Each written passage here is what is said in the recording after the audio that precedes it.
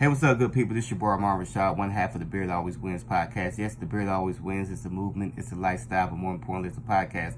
And what I'm so grateful and thankful that you all are listening to. And listen, if you haven't got a chance to listen to the podcast, you can find us at anywhere podcasts to listen to.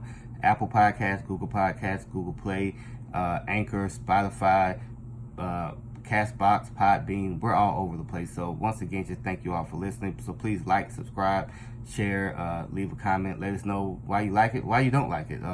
Let us know about topics that you want to hear. But today, if you push play today, is mainly to hear about the 2019 UGA season. And this is my prediction. Listen, I expect Georgia to be back in Atlanta, representing the East and sporting a 12-0 or an 11-1 record. And the one thing I don't do now, listen, I don't go team by team. I'm not going to go, predict scores. Only one game I'm going to predict, and that's the cocktail party, the world's largest cocktail party. I expect Georgia to win that one. I expect Georgia to be firing on all cylinders, and actually, the game might be a little bit closer than what a lot of people expect it to be, but I think Georgia's going to win that game handily. But anyway, back to Georgia in the 2019 season and why I think they're going to win the East and represent and be possibly undefeated or maybe just a one-loss team. It's really, really simple. And it's not the reason why people think it is. People are going to say the popular opinion, hey, it's Jake Fromm, the player Jake Fromm. It's not the player Jake Fromm. Listen, Jake Fromm is going to be Jake Fromm. I don't think Jake Fromm is going to regress. He's going to progress.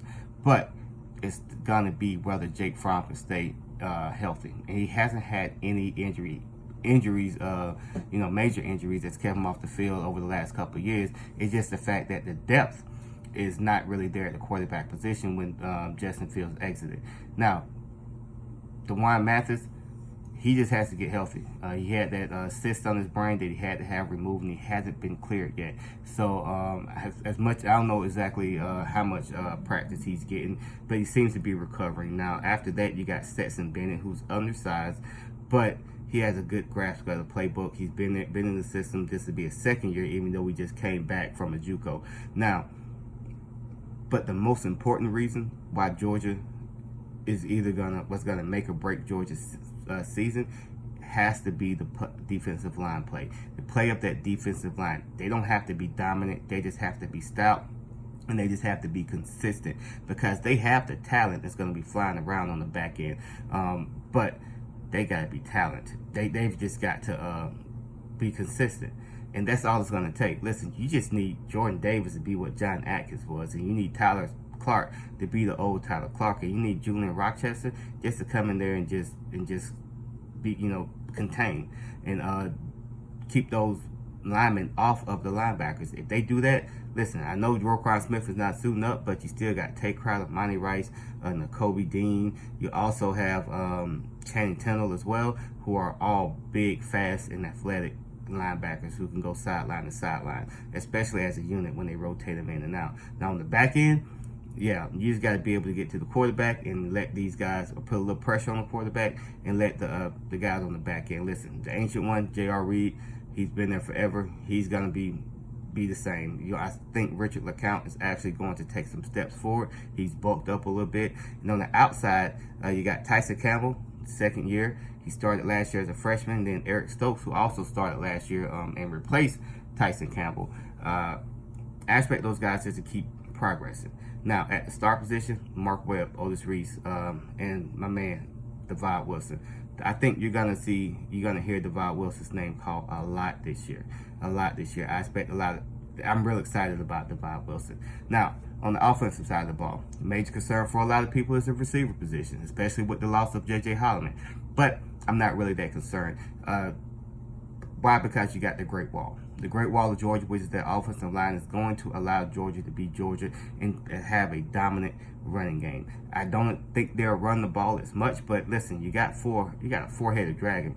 And Zamir White, he's coming back. James Cook, Brian Harriet, and DeAndre Swift. And I went in reverse because everybody knows DeAndre Swift is the Heisman candidate along with Jake Fromm, or at least he's being mentioned in those circles. But Brian Harriet, I think, is going to surprise a lot of people. Look at that Texas game. In fact, the first time Brian Herrien touched the ball, he scored. He scored a touchdown against North Carolina. And Brian Herrien, he's just been chomping at the bit. He's hungry and he's ready to play. But I still expect James Cook to be dynamic. I expect James Coley to find a way to get Cook the ball. And then look for them to bring Zamir White along throughout the season. He's coming off of those 2 knee injuries. Just want to get him back acclimated. So, but by the time you get to the Florida game, Georgia should be firing on all cylinders. And that's what I'm saying. So I expect Georgia to be 12, either undefeated or scoring a 1 loss, but still representing the East in Atlanta, getting that extra home game. Now, once again, I just want to say thank you all for listening, liking, and subscribing to my podcast, or to our podcast, The Beard Always Wins.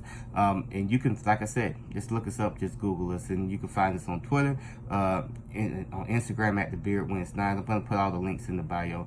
But yeah, once again, just thank you all. Thank you all for the love and the support. And remember, The Beard Always Wins. It's a movement, it's a lifestyle, but more importantly, it's a podcast. Now, may the force be with you. May the odds always be in your favor. Live long and prosper. Stay golden upon the boy. And as always, go Dogs.